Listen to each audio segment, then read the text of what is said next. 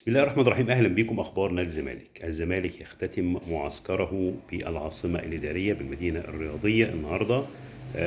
فيريرا القى محاضره على اللعيبه في الفندق، اتكلم عن المرحله اللي فاتت، كان مبسوط منها، الايجابيات السلبيات، واللعيبه هتاخد راحه ان شاء الله بكره يوم الاحد، ويستأنفوا تدريباتهم يوم الاثنين في ملعب النادي في العاصمه الاداريه. هم عملوا عقد مع الراجل، مبسوط جدا من الملعب بتاع النادي دوت اللي موجود في العاصمه الاداريه، رغم طبعا مشوار طويل هيبقى طويل عليهم قوي قوي، يوميا طبعا هيروحوا العاصمه الاداريه، ولكن الراجل مبسوط بالمكان، فهيستمروا في التدريبات لحين بقى يلعبوا الماتشين الوديين او المباراتين الوديتين مع غزل المحله وبروكسي. دول اخر مباريات هيلعبها الزمالك في فتره اعداد. يبقى الزمالك لعب دلوقتي، لعب مع اورانجي، لعب مع رع، لعب مع الشمس، لعب مع دجله، هيلعب مع المحله، هيلعب مع بروكسي. مش عايزين نقلق من النتائج طبعا، هو الجمهور قلقان طبعا من نتيجه المباراه الوديه، الخساره من وادي دجله، الفوز بالعافيه على الشمس 5-4، الفوز بالعافيه على اورانجي 1-0، الفوز على الرائع 1-0، ولكن الراجل بيجرب وبيشوف.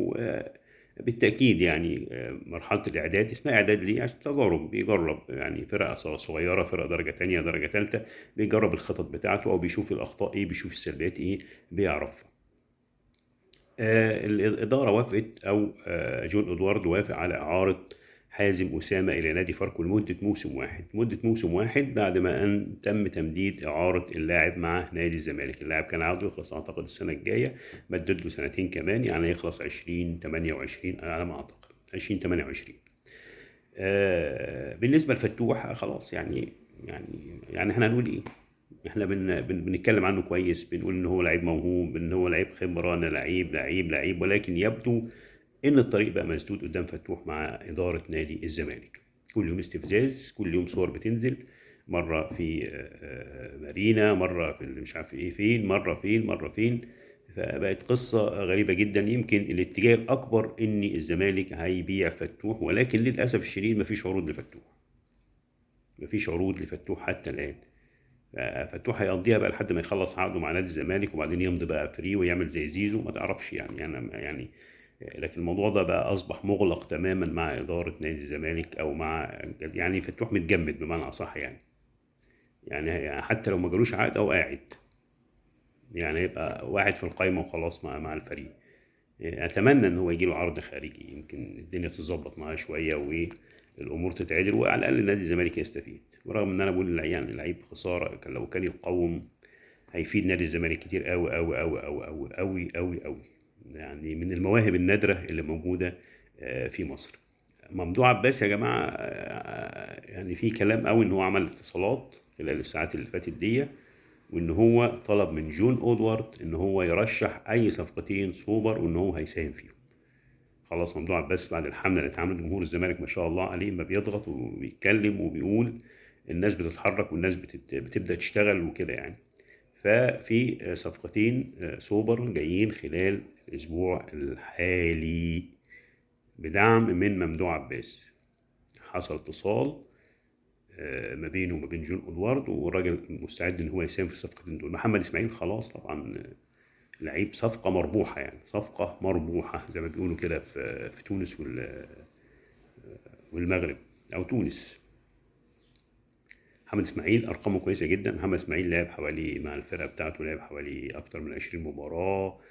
نشوف بقى الاحصاء بقى بتاع التمريرات بتاعته، بتاع ال يعني كل الاحصائيات بتاعت محمد اسماعيل احصائيات جيده جدا جدا. لعيب قوي البنيان، لعيب ملتزم.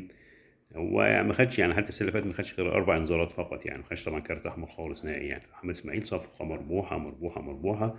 نقدر نقول برافو جون اودوارد، يعني انه خلص ايه الصفقه رغم المنافسه القويه جدا بقى من بيراميدز والاهلي داخل فيها، والقصه والروايه والحكايه، ولكن قدر نزد لاول مره يتعاون مع نادي الزمالك ويوفي بعهده. أنسي ساويرس رئيس نادي زد أوفى بعهده مع جون ادوارد. احمد ربيع خلاص برضك اعتقد الصفقه يعني منتهيه، هينضموا للمعسكر. موعد انضمامهم موعد انضمامهم لتدريبات الزمالك، هينضموا ان شاء الله يوم الاثنين بعد الراحه اللي هيحصلوا عليها. طبعا هم النهارده هيصوروا الاعلام بتاعتهم الخاصه بيهم يعني، وهينضموا تدريبات نادي الزمالك بداية من الاثنين ممكن نشوفهم في مباريات غزل المحلة، مباراة بروكسي. يعني صفقات مهمة جدا، ولكن زي ما قلنا ان الصفقتين اللي هيجيبهم يعني ممدوح عباس، جون ادوارد بقى مخلص موضوع الجناح اليمين طبعا سمعنا بموضوع تيدي اوكو وشتيدي اوكو بتاع. انا ما اعتقد ان الزمالك هيطلع من، انا سالت احد المصادر قال لي احنا اصلا ما دخلناش، يعني احنا ما اعلناش حاجه عنه عشان ان احنا ننفي حاجه عنه يعني. فهنشوف يعني. انت ولا هترفع قضيه وتطالب بحقك، وبعدين هو انتقل الى نادي الرياض السعودي. اعتقد ان برضك الشركه الخاصه بمحمد العاصي وجون ادوارد موجوده في السعوديه، يعني ممكن تحل المشكله. يعني ممكن لو الزمالك ليه حق هياخدوه، يعني لو الزمالك ليه حق هياخدوه منه. ولكن طبعا الزمالك هيجيب صفقتين سوبر الفترة الجاية. في كلام على عمر فايد، يعني عمر فايد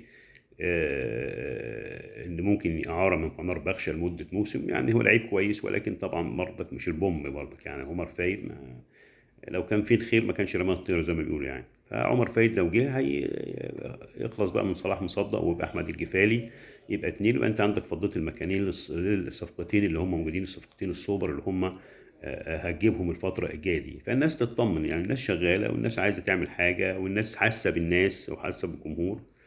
ف يعني احنا مش عايزين نبرة التشاؤم، عايزين عندنا تفاؤل.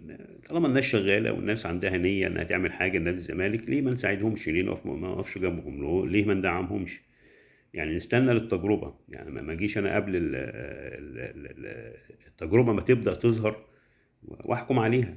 يعني ما يعني هم مسمينها تجربة ليه؟ تجربة عشان تجربة بنجرب. ربما تكون تجربة ناجحة، يبقى الناس كلها يبقى خير، يبقى خير لنادي الزمالك. نادي الزمالك المفروض ان هو يرجع تاني لمنصات التتويج، للبطولات تاني، ان هو يرجع لمكانته الطبيعية. يعني الزمالك يرجع لمكانته الطبيعية. الزمالك نادي بطولات، الزمالك ليه اكبر جماهير على مستوى طبعا مصر وعلى مستوى الوطن العربي وحتى افريقيا. يعني في افريقيا ما تلاقيش حد بيشجع النادي الاهلي، اللي بيشجعوا في افريقيا كلهم بيشجعوا الزمالك. الزمالك ما شاء الله شهرته عالميه جدا في افريقيا.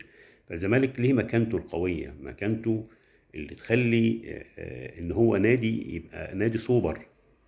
والناس ما تقلقش، يعني الناس بتتكلم على الصفقات والصفقات، نشوف ما حدش عارف. طب ما هو النادي المنافس بتاعك جايب بوم، يعني كلها لعيبه دوليه واسامي وحاجات فخمه كده، وطلع من الدور الاول يعني في كاس العالم للانديه ما عملش حاجه يعني. شوف مثلا، شفنا الهلال عمل ايه، وصل لحد فين. فانت يعني احنا الصبر، يعني طالب بالصبر، ما نيأس. هتقول لي ماتشات وديه، ماتشات مش عارف، هنشوف لسه. انت ما تشوف الاول، تشوف التجربه دي عملت ايه الاول، وبعد كده الواحد ينقد بقى ويقول ويعيد ويزيد لو في حاجه غلط. لكن لو في حاجه صح لازم يدي تعظيم سلام ولازم يشجع. هو اللي يهمنا، اللي يهمنا في المقام الاول ايه؟ نادي الزمالك، نادي الزمالك، نادي الزمالك. ويا رب خلاص يعني العمليه هي اهو ان شاء الله باذن الله. عباس يوفي بوعده زي ما قال ويجيب الصفقات السوبر دي عشان تفرق مع الفرقه والناس ترتاح وتقدر تخش بقى في منافسه قويه مع الناس الموجوده دي. كل التوفيق للزمالك، شكرا.